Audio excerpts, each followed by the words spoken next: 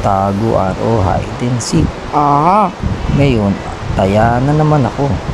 Lagi na lang ako natataya kay Kotaro.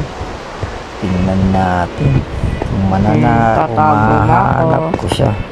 Ako'y tatago na. Tingnan natin. Ayan, tingin ko nakapagtago na si Kotaro. Ayan na.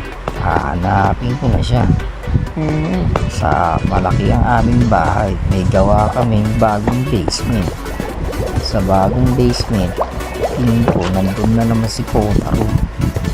Wala siya lagi sa CR kasi yun ang lagi kong tinitingnan sa una.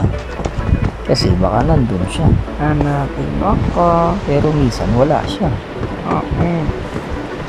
Kailangan magpagawa pa kami ulit ng bagong tagu-taguan. Kailangan palakihin namin ang aming bahay para mas exciting.